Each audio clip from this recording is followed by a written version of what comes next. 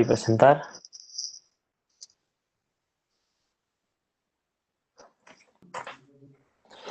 Perfecto. Hola, ¿qué tal? Buenos días a todos. Espero que anden todos bien. Les doy la bienvenida. Mi nombre es José Galvano.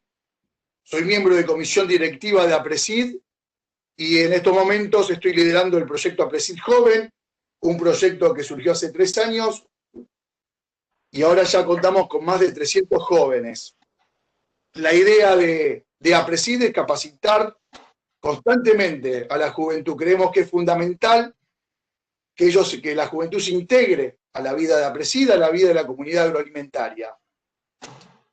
Coherente con estos principios de la capacitación de los jóvenes, de nutrirnos de sangre, de que la institución, de que APRESID se nutre de sangre joven,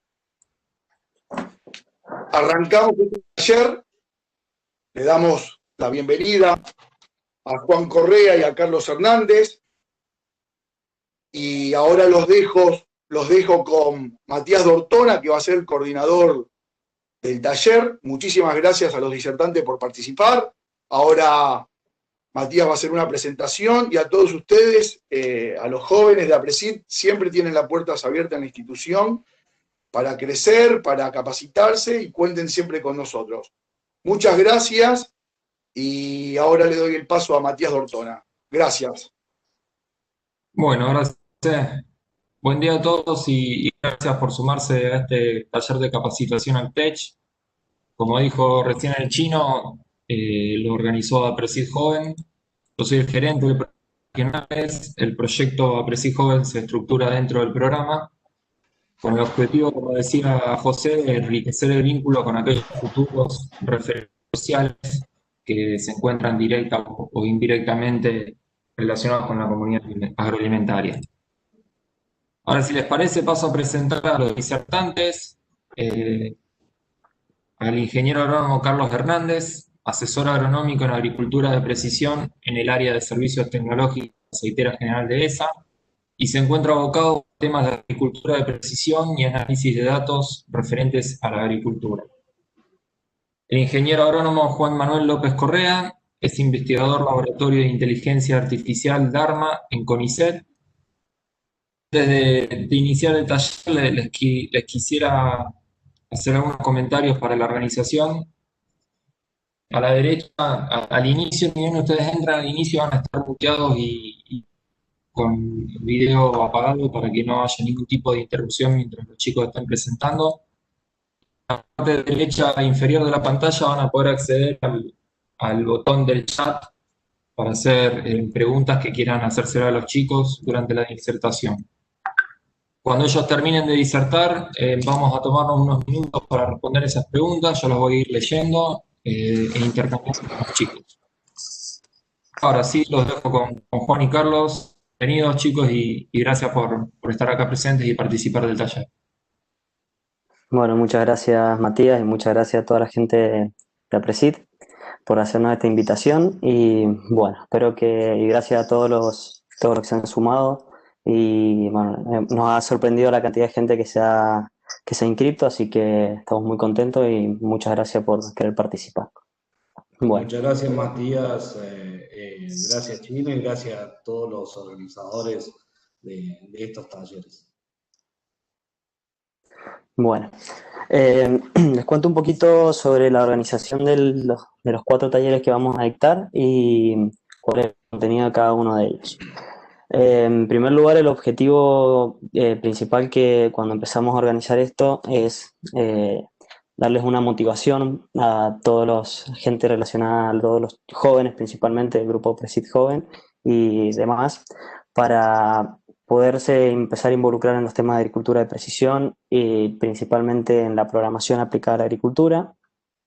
Como les vuelvo a decir, el objetivo que tenemos es solamente una motivación, porque en 4 talleres no podemos enseñarles mucho a programar, pero sí le vamos a dar las herramientas básicas y los vamos a encaminar para aquellos que quieran seguir, puedan seguir su propio camino en la programación aplicada a la agricultura. Vamos a dictar 4 talleres. En el primero, principalmente, queríamos dictar la introducción al taller, que es lo que hemos estado hablando. mostrarles los proyectos activos que nos encontramos desarrollando, tanto yo como Carlos, en los cuales es necesario el uso y impacta directamente el uso de la programación, ¿sí? Y en lo que es investigación y desarrollo, ¿sí? Decimos desarrollo también porque todo lo que le vamos a hablar van enfocado directamente a la aplicabilidad y las tecnologías, las herramientas y las tecnologías disponibles, ¿sí? Que Carlos, bueno, trabaja en el rubro de la industria y vamos a aprovechar su know-how para poder saber bien toda la aplicabilidad que tiene esto. En el segundo ya nos vamos a empezar a meter un poco con los temas de programación, vamos a empezar a meter manos en códigos, vamos a enfocarnos en un lenguaje de programación específico que es Python, ¿sí? Que más adelante le vamos a explicar por qué. Vamos a trabajar con Google Colab, que básicamente, en resumen, es una computadora muy buena en la que vamos a tener todo el mismo sistema, entonces vamos a uniformizar todo para poder trabajar con la cantidad que somos. Vamos a desarrollar, vamos a empezar algún script, vamos a empezar a programar, les vamos a dar algunas bases de la arquitectura de programación. Después, en el cuarto taller, vamos a empezarnos a ver temas bien neto aplicados a la agronomía y vamos a analizar algunos datos de ensayos agronómicos. Y en el cuarto taller, como les dije, que nosotros queremos dar una motivación y encaminar, solamente darles una guía para ver cómo seguir preparándose. Les vamos a demostrar qué herramientas hay, cómo pueden seguir preparándose, hacia dónde quieren ir, para que este camino al aprendizaje de la programación, como es tan amplio, pueda ser más eficiente. Y también, bueno, les voy a mostrar algunas oportunidades en investigación y desarrollo y cómo los que se quieran sumar, cómo pueden involucrarse. Bueno, en lo que respecta a mis presentaciones, yo les voy a explicar un poco los proyectos de investigación y desarrollo en los que estoy trabajando. Y le llamo I+D porque estos proyectos no solamente van a quedar en la investigación, en publicar un trabajo científico y nada más, sino que todos tienen un impacto en la aplicabilidad, sí, y en la práctica. Por lo menos en todos los proyectos que trabajamos en el laboratorio de ARMA y en el Centro de Automática y Robótica aquí de España, todos tienen un enfoque para bajarlo a la realidad. El primero que les muestro aquí es VineCoder, es un proyecto que se está desarrollando en el laboratorio de ARMA, en el cual se basa en la reconstrucción 3D de viñedos, especialmente de la canopia de la planta de vid, para poder ir cuantificando en manera automática el estado hídrico de cada hoja que esté en el viñedo, y al hacerlo en forma automática podemos cuantificar todo. Ir decidiendo dosis específicas de riego. Nosotros en realidad no nos vamos a meter en la parte del riego que se tiene que dar un viñedo, pero sí en transmitirle al ingeniero agrónomo cuál es el estado hídrico que tiene el viñedo en un momento a través de una simple cámara. Bueno, para este proyecto de reconstrucción 3D lo estamos haciendo en Python también, estamos usando librerías de reconstrucción 3D y algoritmos todos desarrollados en Python. Bueno, voy a pasar a comentar el siguiente proyecto. Bueno, como pueden ver ahí en la imagen, esta reconstrucción 3D, no solamente la Xbox sirve para jugar a videojuegos, sino que es una cámara que es para hacer reconstrucción de nubes de puntos, ¿sí? Hacer una reconstrucción 3D. Y el de abajo es un sensor LIDAR, que también es para hacer reconstrucción de nubes de puntos, pero en una densidad mucho más alta. Acá, bueno, no tengo ninguna imagen, pero nosotros hemos jugado con esto y nos reconstruimos nosotros un nube de puntos y la verdad que te reconstruye perfectamente a una persona en cómo sería en vista en 3D. En esta foto, bueno, no es aquí de viñedos, este es un ensayo que hemos sembrado aquí en España. Estamos reconstruyendo todo un cultivo de tomate para estimar el rendimiento que vamos a tener a tiempo real. Entonces, a medida que va pasando la máquina, va estimando el rendimiento que va prediciendo, mejor dicho, el rendimiento que va a tener ese cultivo. Bueno, este es otro proyecto que es un proyecto que estamos diseñando en el laboratorio de ARMA para diseñar pulverizadoras basadas en reconocimiento automático de malezas, ¿sí? Lo que estamos haciendo básicamente es encontrar a través de cámaras RGB, cámaras de teléfono muy, muy económicas, Estamos clasificando qué especie de maleza tenemos, ¿sí? A tiempo real. Esto tiene, al hablarle de tiempo real, le estoy diciendo que tiene que ir procesando toda esta información a una velocidad que pueda ir haciendo las predicciones en el tiempo que va pasando el tractor, ¿sí? Bueno, en esa imagen lo que pueden ver son unas imágenes de unas malezas, ¿sí? Que han sido segmentadas, donde han sido extraídas solamente la maleza. Y lo que estamos haciendo con esos circulitos son extraer unas características de clasificación para después entrar a un clasificador automático que nos pueda decir básicamente qué especie de maleza es la que tenemos en ese cuadrado, ¿sí?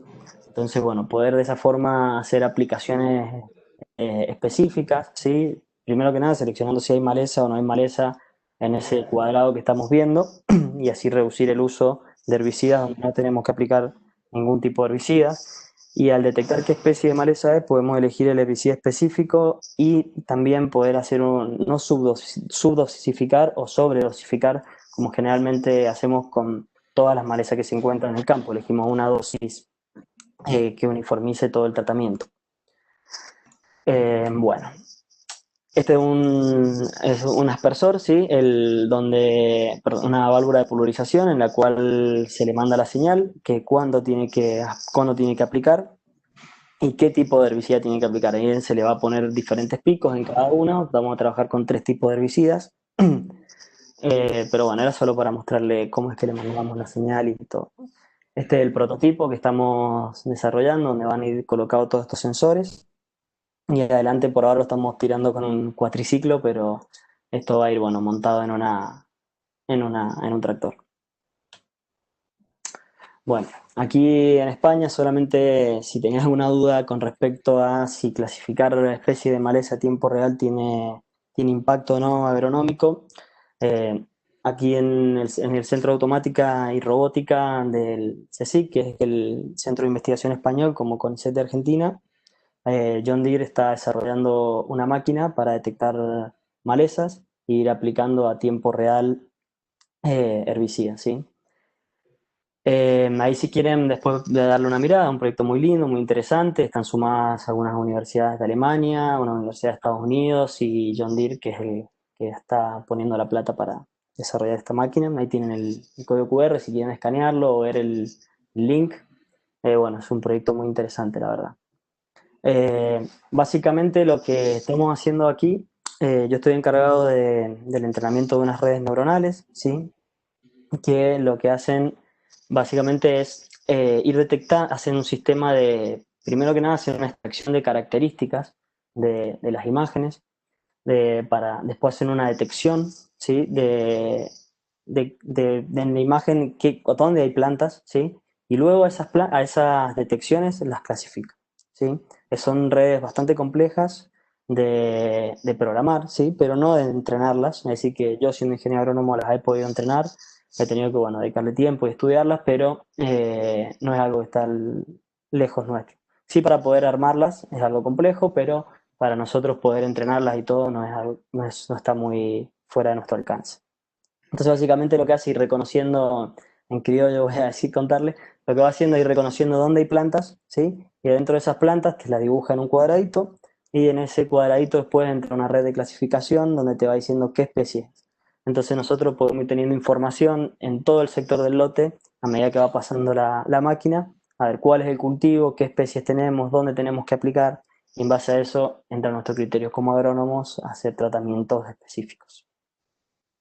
Bueno, esta es una predicción de la salida de la red. Bueno, he elegido la foto más bonita para mostrársela, pero básicamente es eso lo que sale de la red.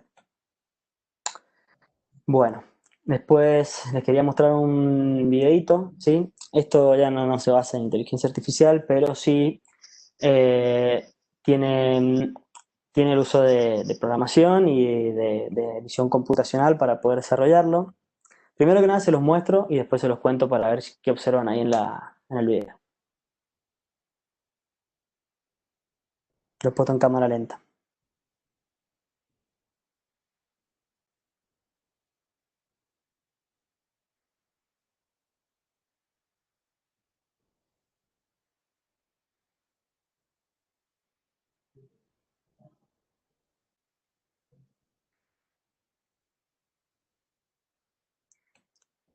Bueno, como pueden ver, lo que va haciendo esta máquina, bueno, algo que les quería decir, esta máquina no es una máquina que sea un prototipo ni esté en investigación, es una máquina que está cosechando directamente en una empresa productora de tomate aquí en España. Es decir, que esto ya lo están aplicando. Lo que va haciendo es separándolos, le va pegando esta uña a todos los tomates que son verdes, a los terrones de suelo, se los va separando. Esto en ámbito de programación es muy básico. Lo que va haciendo es detecta los colores y a ese objeto que ha detectado después le va haciendo un tracking, lo va siguiendo en el video y cuando llega al lugar de la cuña se activan las cuñas para eliminarlo. Esto para un informático lo puede aplicar en el tiempo que nosotros podemos hacer una búsqueda de Google de cuáles son las precipitaciones de emisiones. Con esa velocidad un informático lo puede buscar, lo aplica una línea de código y lo hace. El tema es que ellos no saben dónde aplicarlo ni cómo aplicarlo. Estas cosas, estos usos, nosotros somos realmente los que conocemos cómo podemos aplicar estas cosas, dónde lo podemos involucrar.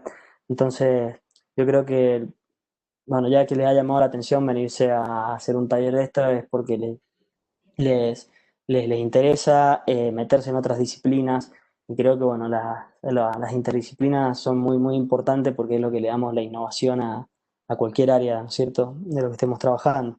En nosotros en la agricultura, hoy en día la tecnología tiene una fuerte presión en la agricultura, entonces creo que poder salir a hacer hasta hacer trabajos interdisciplinarios nos va a dar mucha salida laboral.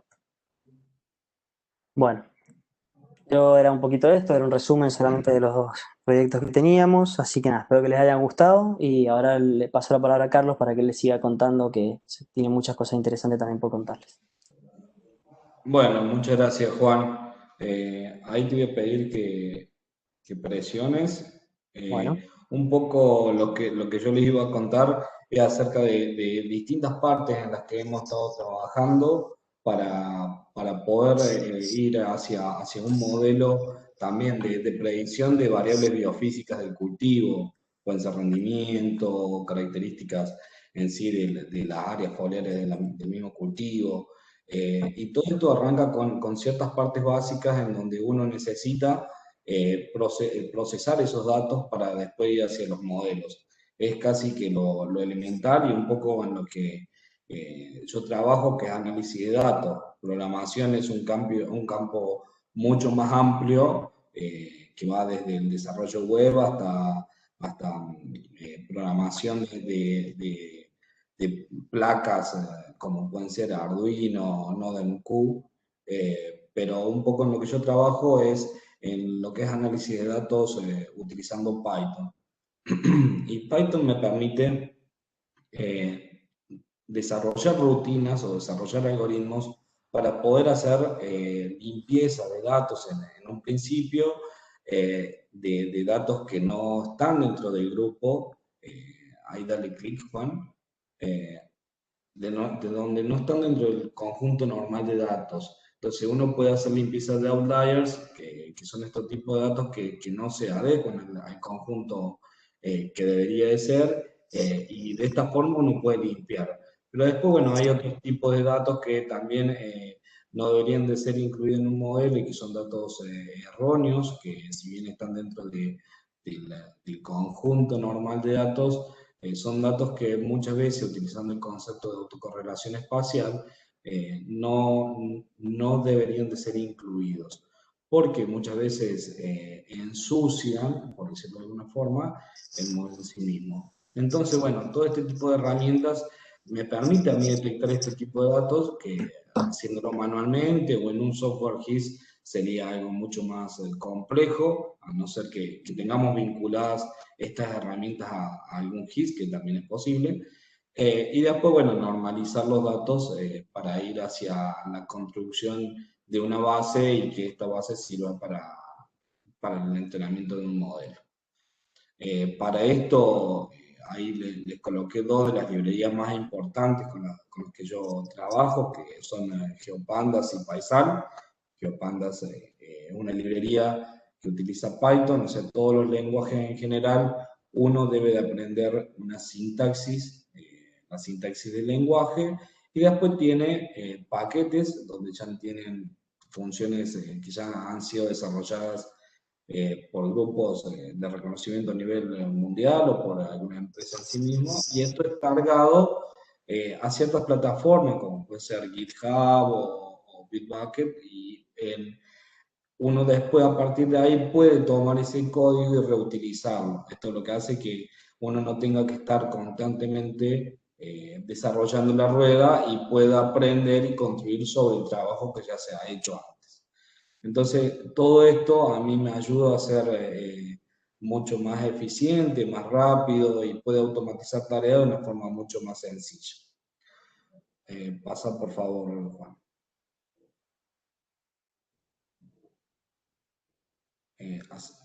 Hay un poco lo que también uno puede utilizar y por qué un poco nosotros habíamos elegido Python, es un poco esto. Python es un lenguaje extremadamente sencillo, uno de los más sencillos a la hora de aprender, tiene curva de aprendizaje muy buena. Y aparte lo que tiene de muy positivo es que tiene estos paquetes y estas relaciones, estas interacciones con ciertas plataformas, con otros programas denominadas API. Una de estas es justamente la interacción con la plataforma de ArtEngine, en donde uno puede descargar, procesar, entrenar modelos de Machine Learning directamente en la nube. Ahí hace clic Juan. Básicamente uno puede también tomar series temporales de los índices que uno quiera. Esa es la visualización de la plataforma, en donde en sí no se programa en Python, sino en JavaScript, que es otro lenguaje, pero desde Python uno puede, mediante diversas formas, acceder a hacer este procesamiento y obtener los datos en nuestra computadora. Nos da un poder de procesamiento bastante bueno con tan solo tener una cuenta, y poder obtener muchísimas cosas y a una escala mucho más grande de la que uno hacía normalmente en un GIS. Uno puede hacer capas de NDVI para la provincia o para la Argentina o para una región mucho más grande en un par de segundos, si uno ha creado el código, si pone el código en el cual va a correr esta aplicación. Esto ha sido realmente un boom en lo que es la teledetección en los últimos años. Pasa por favor, Juan. Otro ejemplo también del uso de Python es que muchas veces cuando trabajábamos en software GIS, el sistema de información geográfico, uno tenía que crear un montón de capas manualmente y tener por ahí algoritmos desarrollados a través de modelos dentro del GIS para que pudiera correr esto adecuadamente.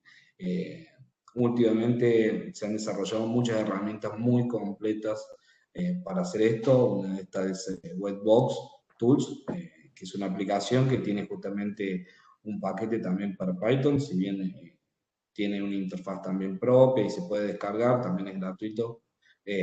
Uno puede hacer desde interpolaciones hasta la creación de índices topográficos, obtención de distintos parámetros estadísticos, de capas espaciales, y que esto no es menor porque los datos espaciales tienen ciertas características que, a diferencia del resto, deben ser tratados con paquetes por ahí especiales. O sea, no son ni imágenes ni puntos convencionales, sino que estos tienen georreferencia y uno debe tener algún grado de conocimiento también en todo lo que es GIS para poder manejarlos. Más que todo para el tema de proyecciones y de entendimiento de qué es lo que está haciendo la rutina. Pero todo esto se puede obtener muy fácilmente a través de un script que, bueno, no sé si conocen realmente cuál es el significado, pero es básicamente un pequeño archivo de texto donde está escrito el código y, bueno, Python, a través de su intérprete, se denomina, entiende ese código, lo procesa y emite el resultado que debe de ser. Pasa por favor, Juan. Uno de los usos más importantes que le he venido dando yo a Python en los últimos años es desarrollar modelos y rutinas para análisis de muchas cosas, pero entre ellas la evaluación de respuesta de insumo, como pueden ser la aplicación de fertilizante o la respuesta del rendimiento a la densidad de semillas de maíz. Este es un breve ejemplo de un análisis en donde uno separa distintos ambientes en muchos ensayos, y puede hacer este análisis teniendo la interacción de las dos variables en el rendimiento y a su vez poder hacer una optimización matemática para poder ir hacia los óptimos agronómico y económico, tanto de densidad como de fertilizante. Y esto en cada uno de los ambientes y contemplando en el mismo análisis los dos ambientes en la misma corrida. Es bastante interesante muchas de estas cosas, nosotros las hacemos a mano y por ahí tardamos mucho, todo lo que es esto de programación, y este es solo un breve ejemplo. Nos puede ayudar mucho, no tan solo para tareas que uno no puede hacer manualmente por complejidad, sino que también, y una de las cosas más importantes, es que puede automatizar muchas tareas, y esto nos va a colaborar, nos va a ayudar a ser mucho más rápidos y estandarizar un proceso que antes uno hacía manualmente. Este es uno de los ejemplos. Esto lo pueden aplicar después para cualquier otra cosa. Yo creo que uno, cuando entiende y conoce las herramientas, después el abanico se abre a muchísimas aplicaciones y no tan solo para esto.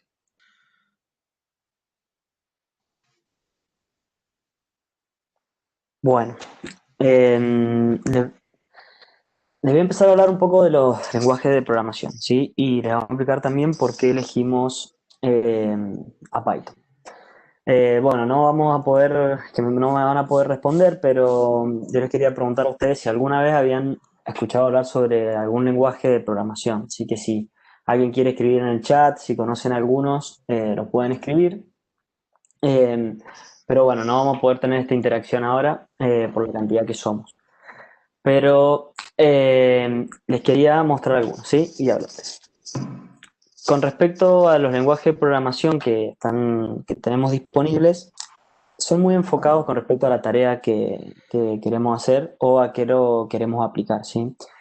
Acá, bueno, les he nombrado algunos, ¿sí? Son los más conocidos. Tenemos a R, que son muy utilizados para tratamiento de datos, para hacer información estadística, lo usan mucho los estadísticos, a R.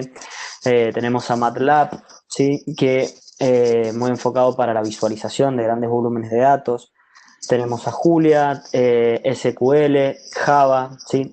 En realidad hay una infinidad de lenguajes de programación, unos mucho más populares y otros no, pero generalmente van netamente enfocados a lo que queremos trabajar. Entonces, no es necesario casarse con un lenguaje de programación que digan, bueno, aprendo Python y me quedo con Python, sino es, bueno, lo que vamos a trabajar es entender más o menos cómo es el pensamiento de la programación, y en base a eso después uno elegir el lenguaje en el que queremos trabajar.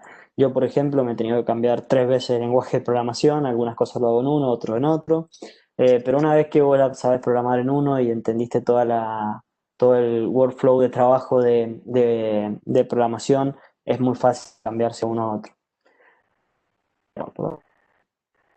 Hay un poco para aportar junto a lo que decía Juan. En sí los lenguajes van cambiando en el tiempo, van apareciendo otros lenguajes, incluso algunas piezas de algunos lenguajes van apareciendo, y esto hace que cambie completamente el panorama.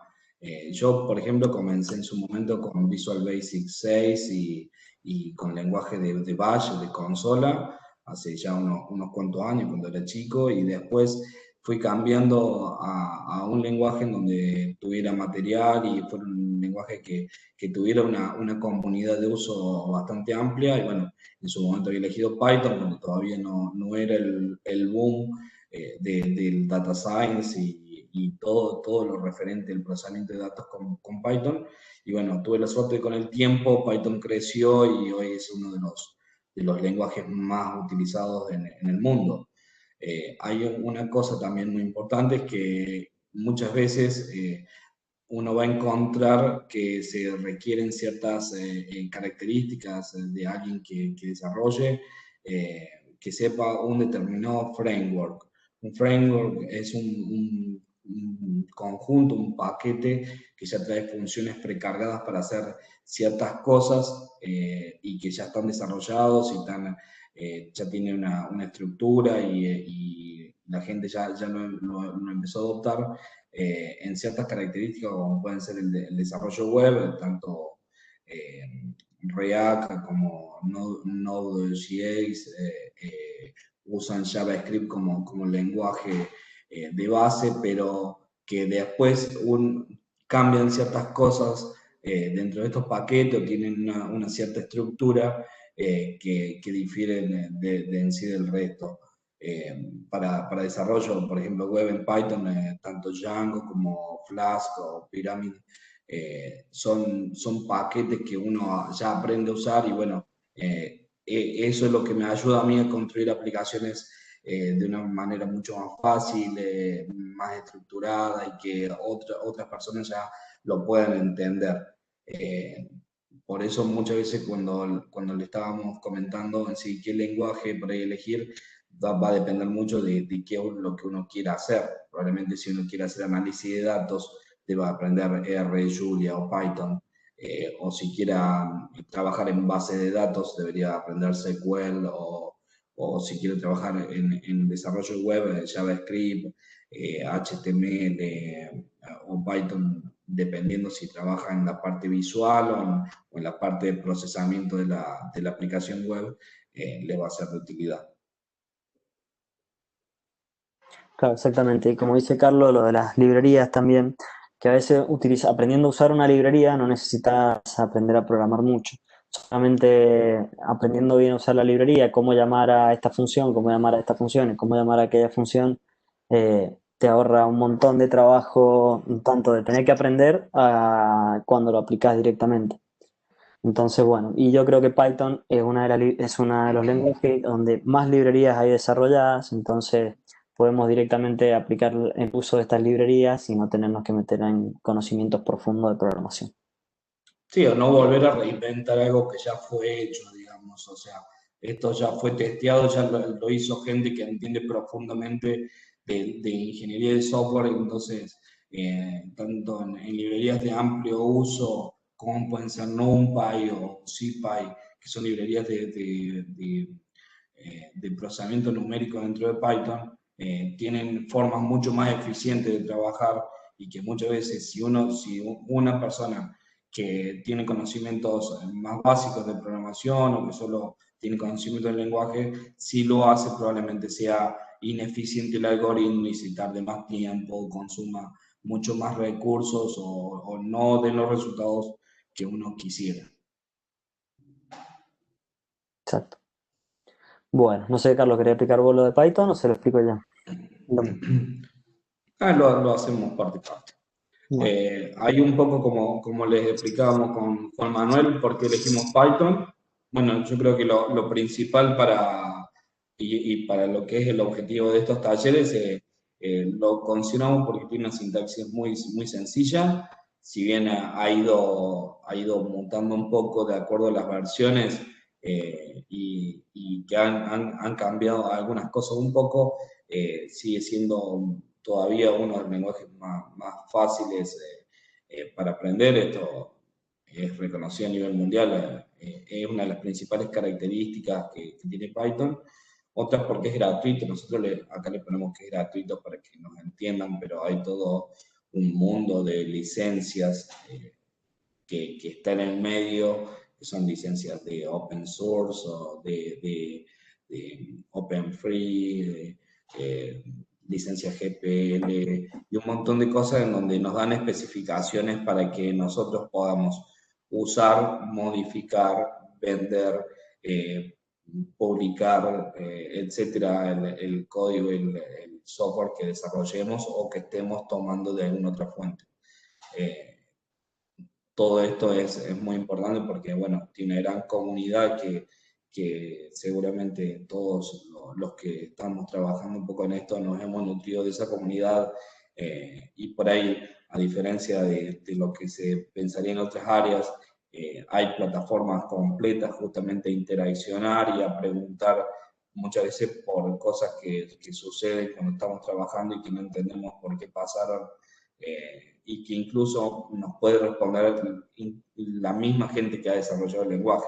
Plataformas como Stack Overflow o GitHub en sí misma nos permiten mejorar y colaborar en sí con una comunidad muy grande a nivel global. También, como les decía, Python ha tenido un crecimiento muy acelerado en los últimos años, en especial cuando 2 o 3 empresas empezaron a tener mucha influencia en sí lo que era Machine Learning y Deep Learning en Python. Entonces generaron un movimiento y una aceleración del lenguaje a nivel global muy, muy importante. Bueno, sí, sí, sin duda, concuerdo con vos, Carlos. Y otra cosa que veo importante, bueno, como has escrito aquí también, de que muchos programas de GIS están hechos en Python. Entonces, lo bueno de esto es también una pregunta que tendríamos que haber hecho acá es por qué tenemos que aprender a programar, o por qué queremos aprender a programar. Lo bueno de esto es que ya sea un cálculo simple, no sé, un cálculo de fertilización, supongámonos, lo tenemos que hacer una sola vez en toda nuestra vida. Por más que nos vaya a llevar un poco más de tiempo hacerlo la primera vez, escribir el algoritmo, que aunque no crean, nos va a llevar solamente un poco más de tiempo. No es que nos va a llevar mucho más tiempo, el triple. No, nos va a llevar solo un poco más de tiempo, pero lo vamos a hacer una sola vez. Y también evitamos muchos errores que después podemos cometer, como errores humanos de distracción y cosas. Una vez que vos lo revisás el algoritmo y lo escribís, todas las veces que lo quieras calcular, aplicas el algoritmo directamente y listo. Entonces, es un trabajo que se hace una sola vez y no lo volvés a hacer nunca más.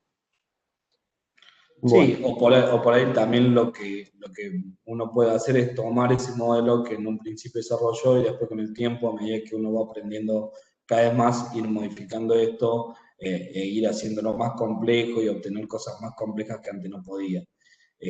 Hay un poco de lo que les comentaba Juan Manuel, en sí muchos programas hoy, tanto de análisis de datos como software de información geográfico, tienen un intérprete integrado. Esto significa que hay un pequeño lugar, hay una consola dentro del programa, QGIS o ArcMap lo tienen, en donde uno puede correr tanto el código escribiéndolo manualmente como en forma de script.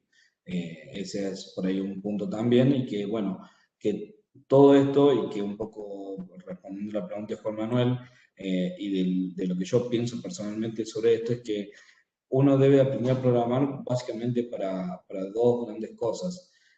A mí, por lo menos, me cambió mucho la forma de pensar. No tan solo Python, sino cualquier lenguaje te da una visión más estructurada. Uno puede ver las cosas de otra forma y aprende a razonar muchas veces de otra forma, teniendo las nociones básicas de Python. Para cualquier lenguaje uno debe aprender las cosas básicas del lenguaje de programación, sea estructura de datos, condicionales, ciertas estructuras de flujo, y después, bueno, cada lenguaje tiene su sintaxis específica y lo debe amoldar estos conocimientos a cada lenguaje. Pero puntualmente lo que yo creo es que nos permite hacer cosas una vez, y después cuando las necesitemos poder correrlas y que den un resultado y no hacer las cosas manualmente, y que por ahí en alguna ocasión también lo hemos charlado mucho con Juan Manuel, es que tratemos de usar programación para cosas que lo requieran, tampoco nos volvamos locos y querramos hacer todo programando, porque si son tareas extremadamente sencillas, por ahí nos conviene abrir una planilla de cálculo y hacer ciertas cosas ahí y dejar las cosas más complejas para los lenguajes. Entonces, de esta forma uno puede ser más eficiente en el tiempo y no estar renegando por ahí si no nos sale algo, si nos falta conocimiento en ciertas cosas, y después poder ir progresando en los tiempos libres que tengamos. Exacto. Yo tengo una regla, que si me tarda el mismo tiempo en hacerlo manual que programando, elijo programando, porque paso en ese tiempo se lo estoy dedicando a aprender a programar. Ahora, Claro. si me tarda más tiempo en programarlo, no lo hago manual. Bueno, Sí, son distintas estrategias por ahí para maximizar el uso del tiempo de cada uno. Son consejos y sugerencias que hemos tenido cada uno. Seguramente a algunos les ha ido mejor, a otros les ha ido peor, y depende mucho también del tiempo que uno le insuma, como en todo, hacia aprender a programar.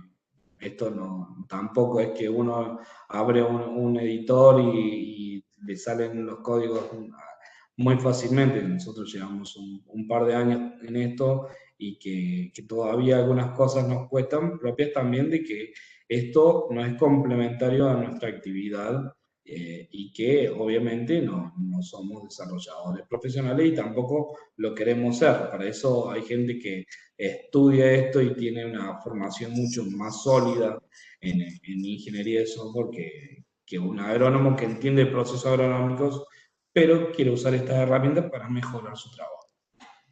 exacto.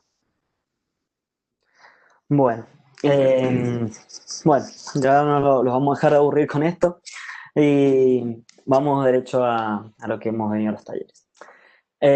Bueno, un poco la idea era de lo que les queríamos mostrar era ver cuál era la aplicabilidad que tenía todo esto, sí, no directamente empezar a programar y sin saber por qué estamos haciéndolo, por qué estamos aprendiendo esto, por qué aquello. Entonces, el primer taller queríamos mostrarle un poco en qué lo usamos y motivarlos un poco para poder, bueno, después llegar a hacer algo con la programación. Así que nada, ahora sí ya empezamos a ver, nos empezamos a meter directamente, a meter manos en los códigos. Vamos a trabajar con Google Colab, ¿sí? Que Google Colab básicamente es un terminal de Ubuntu del sistema operativo de Linux. ¿Por qué vamos a trabajar acá? Primero que nada porque vamos a estar trabajando todo en la misma computadora, y qué buena computadora, porque es una computadora increíble de Google, ¿sí? En la cual vamos a programar todo ahí. Podemos trabajar, bueno, todos en línea, podemos pasar los notebooks. Los notebooks van a ser, bueno, vamos mejor directo y se lo explico ahí. Si quieren pueden apretar este link que se lo va a mandar ahora Mati por el chat, ¿sí? Y ahí pueden abrir el link.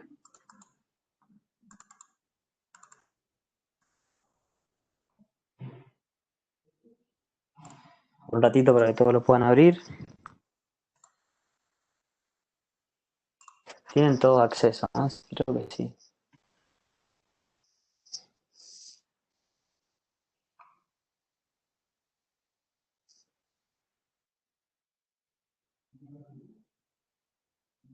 Sí. Bueno, este es un notebook de Google Colab, ¿sí? Lo que vamos a estar trabajando, imagínense que estamos trabajando directamente en una computadora de Google. Eh, yo sé que se ve un poco feo, pero realmente es como trabajamos en terminales, no tenemos estas interfaces como tenemos de abrir una ventana, de copiar, pegar, exacto, todo lo trabajamos siempre con códigos. Desde copiar un archivo y moverlo se trabaja así. Pero bueno, en fin, estamos trabajando y de fondo hay una computadora aquí. Es una computadora muy buena, podemos entrenar modelos de inteligencia artificial, de aprendizaje automático. Tenemos acceso a una placa gráfica en la cual puede procesar mucha cantidad de imágenes en poco tiempo. Tener una computadora más o menos de tamaño, de estas características, sale más o menos arriba de 3.000 euros para que tengan en cuenta. Entonces, una herramienta gratis que la podemos usar. Entonces, bueno, es muy, muy bueno lo que ha sacado Google.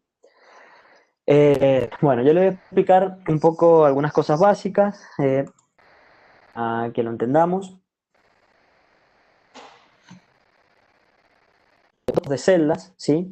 Unas celdas que si nosotros nos paramos arriba de cualquier celda, ustedes cuando abran un notebook nuevo, que ya se lo voy a explicar cómo abrirlo, se paran aquí y arriba les aparece eh, agregar un código o un texto, ¿sí? Entonces tenemos dos tipos de celdas, las de texto y las de código. Básicamente la de texto, si le dan más, es para escribir cualquier cosa. Son muy útiles para mostrar resultados, para ir escribiendo lo que vamos haciendo en la celda de abajo. La verdad que están muy buenos. Por ejemplo, qué sé yo, acá vamos a escribir cualquier cosa y nos va a quedar, eh, por ejemplo, una celda de texto, ¿sí? Acá nos va a quedar siempre el código. Esto no lo podemos lanzar, no lo podemos correr, pero en realidad es como un editor de texto, en fin. Pero en caso que queramos empezar cuando queremos a programar, ¿sí? Vamos a tener que hacer clic sobre y abrir una celda de código, ¿sí? Entonces, en este caso sí ya vamos a estar eh, escribiendo en un lenguaje en el cual lo puede interpretar Python. No es lo mismo, no podemos escribir cualquier cosa, pues nos va a saltar error acá. Entonces, no. Todas estas bases se las vamos a dar después. Solamente explicarles cómo funciona, cómo arrancamos para poder escribir, ¿sí? Entonces, en este caso ya estoy escribiendo en un terminal de Python, ¿sí? Porque puse que me pusiera una celda de código. Entonces, en este caso, si yo escribo algo, yo quisiera escribir lo mismo, voy a tener que escribírselo en un formato eh, que me lo entienda Python, ¿sí? Bueno, estas celdas nosotros las podemos lanzar con este botón play, ¿sí? Y en este caso me imprimió a Precision, ¿sí? Si yo le pusiera tal como lo escribí en el texto, no me lo va a reconocer porque es una celda de programación. Entonces voy a tener que escribirlo en un formato que me lo pueda escribir. Bueno, acá abajo le he escrito algunas, como todas estas son celdas, fíjense que aparece el botón de play, son celdas de código. Entonces acá les puse algún ejemplito muy simple de un cálculo para que ahora veamos. Pero bueno, acá les puse el rendimiento de un año, el precio que tenía un cultivo y el valor que va a tener la producción, ¿sí? Si yo le doy play, me va a alargar el print y me va a dar el valor del cálculo que yo hice acá arriba, ¿sí? Bueno, no se preocupen, no le den bola a esto ahora, cómo lo escribí ni nada, porque ya vamos a tener un taller específico en esto para enseñarle a cómo escribir todo esto. Yo lo único que le quería mostrar, qué es lo que era Google Colab, cómo abríamos un terminal. Ahora, ¿cómo accedemos a este link que yo les mandé? ¿Sí? Es muy simple. Dentro de su Google Drive, que seguro lo han estado usando mucho ahora con todo esto del facultad online y el teletrabajo, le dan clic derecho, ¿sí? En cualquier carpeta, ponen más y aquí aparece Google Colaboratory. Ahí le dan clic y se va a abrir un nuevo notebook, ¿sí? En el cual ustedes, bueno, le ponen el nombre, van a tener estas casillas, pueden meter todas las celdas que quieran de texto o de código, pero tengan en cuenta siempre esos dos tipos de celdas, ¿sí? Si tenemos una celda de texto, podemos escribir lo que queramos. Ahora, si tenemos una celda de código, siempre hay que entender, hay que escribirlo con un formato en el cual Python lo entienda, ¿sí? En este caso, yo les escribí, esto me lo va a entender Python, ¿sí? Y acá yo le escribí kilogramos por hectárea. Y le puse un numeral antes, ¿sí? Cuando vos le pones un numeral en la celda de código, ahí ya podés escribir lo que tome todo lo que sigue después de esa celda y son para hacer comentarios. Pero en el caso que querés dar qué hiciste arriba o qué es lo que vas a hacer en la próxima celda, es mejor capaz eh, poner una celda de texto y escribir todo lo que quieras, tus explicaciones o todo para que después te acuerdes. Bueno, Ahí arriba, de donde estaba Juan Manuel, tenía una impresión de lo que decía un hola mundo, que bueno, eso les cuento, Hello World, acá en realidad es un hola mundo, es una convención, es un dato de color, es una convención que existe para todos los lenguajes de programación y que cuando uno está aprendiendo cualquier lenguaje, lo primero que hacen es imprimir esa primera celda como puntapié inicial para arrancar a aprender todo el resto. Entonces hace tanto en Python como en R, en Java, en JavaScript, en todos los lenguajes. Van a encontrar referencias en internet muy, muy buenas de por qué inician con esto y cuáles los resultados que van teniendo con cada lenguaje. sí, sí, yo lo puse para arrancar con el pie derecho. Bueno, bueno, acá les mostré cómo abrir abrir un nuevo notebook, ¿sí? Otra cosa que veo interesante es que nosotros podemos montar nuestro Google Drive y tener acceso a nuestros datos que tenemos en Google Drive desde nuestro notebook, ¿sí? ¿Por qué? Por ejemplo, si vamos a trabajar con imágenes, queremos hacer cálculos de algunos índices, guardamos todas nuestras imágenes en Google Drive y con este simple código ¿sí? Hacemos play y nos va a abrir, bueno, nos va a abrir vamos a tener acceso a nuestro Google Drive. Acá nos pide que toquemos un link, nos va a abrir ese link donde nos da un código, lo ponemos acá y ya tenemos acceso a nuestro Google Drive.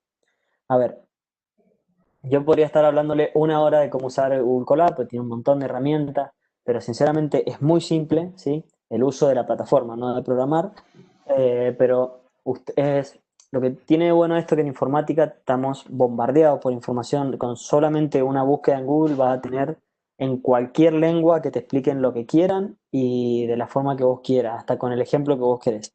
Entonces, les puse acá un video explicándoles un poquito cómo funciona Google Colab, les explican bien qué es lo que hacen. Bueno, acá lo pueden hacer clic, ustedes están como lectores. Eh, Así que nada, yo les recomiendo que para el próximo taller, que ya vamos a empezar a meter mano en el código, le peguen una mirada a esto para estar más afilados y poder hacer más eficiente el taller, ¿sí? Pero bueno, por ahora quería esto porque vinimos a ver algo de programación y si solamente les mostrábamos lo anterior, me vamos a quedar capaz un poco cortos y les queremos mostrar dónde vamos a trabajar, por qué vamos a usar esta herramienta y nada, si quieren pueden ya ir viendo en internet algunas cosas muy simples de Python, acá la pueden ejecutar con un simple link acá adentro ya pueden ejecutar lo que quieran.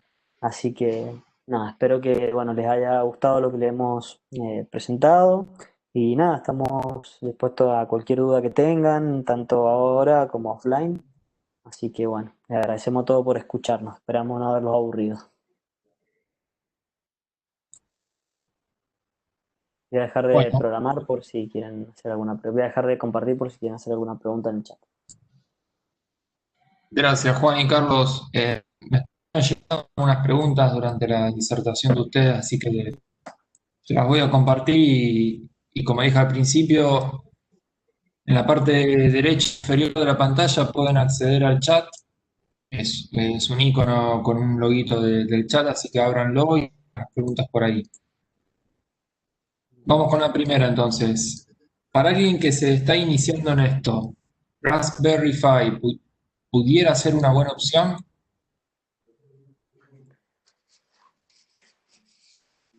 No sé, Juan, si la querés responder vos o... No, creo que vamos a enfocar a vos porque vos lo propusiste. Yo no he trabajado con Raspberry Pi.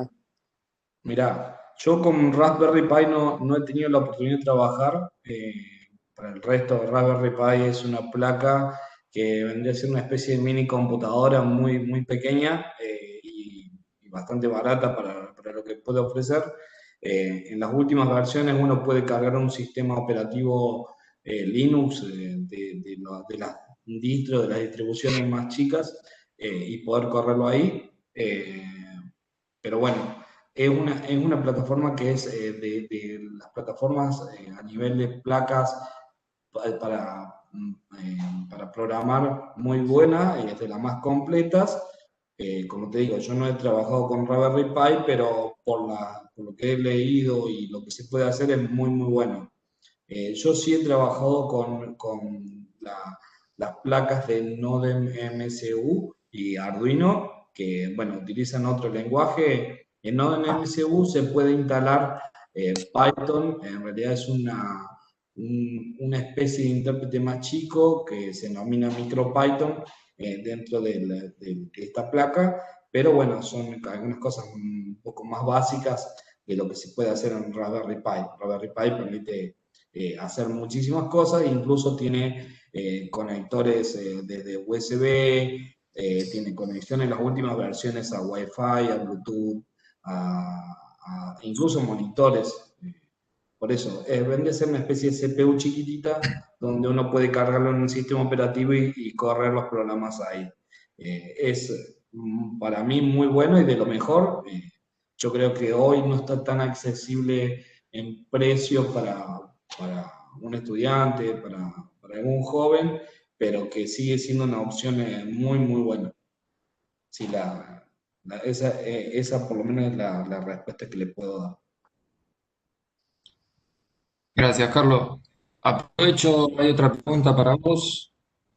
¿Cómo relacionamos Python con los programas estadístico para el análisis de datos en ensayos de distintos tratamientos de cultivos? Bueno, es un poco amplia la pregunta, pero dependiendo también qué programa sea, yo en sí mismo trabajo directamente con Python, porque no lo relaciono con algún otro programa estadístico, pero hay otros programas estadísticos que, por ejemplo, Infostat puede vincularse a R, no a Python por ahora, y bueno, uno puede desarrollar estos scripts al igual que Python, pero obviamente con la sintaxis de R, para estos otros programas. Ya para ensayos es algo un poco puntual, lo vamos a ver ahí en un taller específico esto, obviamente que a un nivel bastante básico para que nos entiendan todos y que todos puedan tomar un ejemplo. No, esto no es un curso de análisis de ensayos agronómicos con algún lenguaje de programación, sino es demostrar mediante herramientas aplicadas la potencia de los lenguajes. Dependiendo si uno considera estadística espacial o si considera estadística clásica, hay distintos paquetes, distintos módulos con los cuales uno puede trabajar. Bueno, ahora, Carlos, aprovecho para comentarles que están llegando muchos mensajes de agradecimiento y felicitaciones por el taller, que ha sido muy dinámico y entendible. Aprovecho para hacer por el momento la última pregunta. Eh, Preguntan si Google Colab es compatible con Jupyter Notebook.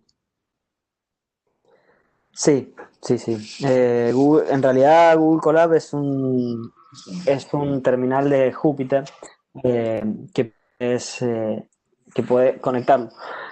Jupyter Notebooks lo tenés vos instalado, es para hacerlo correr de tu computadora y conectarte al terminal de otra computadora, ¿sí? Sinceramente, bueno, no sé, Carlos, vos ayúdame, pero yo por lo que tengo entendido es exactamente lo mismo. Un Jupyter Notebook, vos a Google Colab lo podés conectar directamente a otra computadora y trabajar desde el terminal. Esta herramienta solo es para usar vos en tu computadora, ¿sí? Estar usando el procesador de otra computadora. Entonces, no es necesario conectar Google Colab con Jupyter Notebooks, porque en realidad estaría usando lo mismo. Vos lo que necesitas es conectar o Jupyter Notebooks a una computadora o Google Colab a otra computadora. Si querés conectarte a la de Google directamente, te conectas directamente con Google Colab. Ahora, si querés conectarte con unos servidores de otro lugar, puedes conectarte tanto con Google Colab o por Jupyter Notebooks.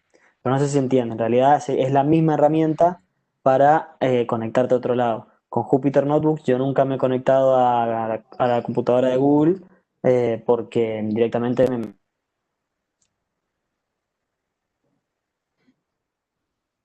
Sí, básicamente es eso lo que explica Juan, es la misma herramienta que la tenemos disponible vía online, básicamente.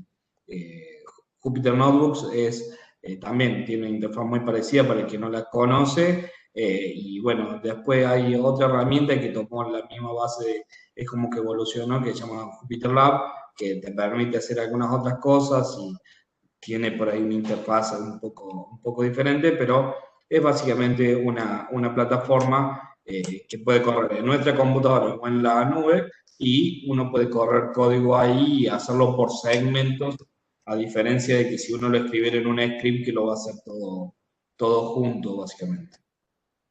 Claro, sí, sí. En criollo sería, si querés usar una computadora mejor que está en otro lugar. Yo, por ejemplo, mis experimentos los corro en los servidores de Argentina, me conecto a una computadora de ahí, estoy trabajando en un Google Colab, pero en vez de mi procesador, estoy trabajando con los procesadores de allá de Argentina. Es para conectarte a otra computadora y es la interfaz que te comunica, en realidad, el notebook. Buenísimo. Muchas gracias, chicos. Por el momento no hay más preguntas. Así que si quieren hacer un comentario, aprovechamos. Si no, ya vamos cerrando el taller. Recordarles que la semana que viene, el jueves que viene, va a ser la segunda edición, el segundo encuentro. a la misma hora, a las 9 de la mañana. Van a poder ingresar con el mismo link, así que los esperamos a todos el jueves de la semana que viene. Ok. Muchas gracias a todos por venir.